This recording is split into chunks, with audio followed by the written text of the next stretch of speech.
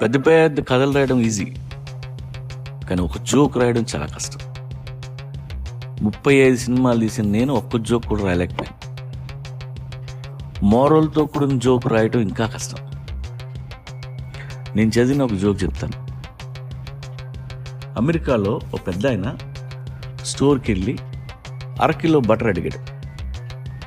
అక్కడ ఉన్న sales boy, ఇక్కడ అన్ని కేజీ ప్యాకెట్లో ఉన్నాయి, అరకిలో కుదరదు సార్ అన్నాడు.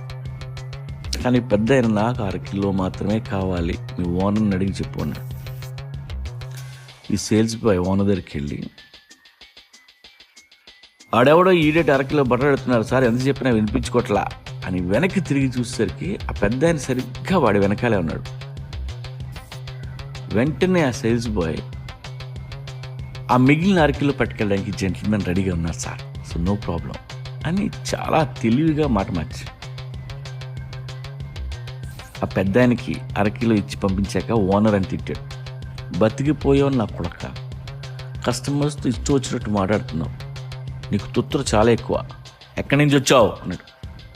Sir I am from Brazil sir. ఓ బ్రెజిలా, ఐ లైక్ బ్రెజిల్ అయ్యా అన్నాడు ఓనర్. వీడు కుదురుగా ఉండక, ప్రాస్టిట్యూట్లు ఫుట్బాల్ ప్లేయర్లు తప్ప బొంగు బ్రెజిల్లో ఏముంది సార్ అని మళ్ళీ నోరు జారాడు. అప్పుడు ఓనర్ కోపం వచ్చింది. అరే stupid, my wife is from Brazil. వెంటనే sales boy, very good sir, ఇంతకీ మేడం ఏ టీం తరఫున ఆడుతున్నారు సార్ అన్నాడు. ఓనర్కి ఏం చెప్పాలో తెలియలేదు, కామ్ అయిపోయాడు. మోరల్ ఏంటంటే, ఎప్పుడు ప్రెజెన్స్ ఆఫ్ మైండ్ చాలా అవసరం. మీకు నోరు జారే గుణం ఉన్నా పర్లేదు, ప్యానిక్ అవ్వకండి, పెద్దానికి సొల్యూషన్ ఉంటుంది.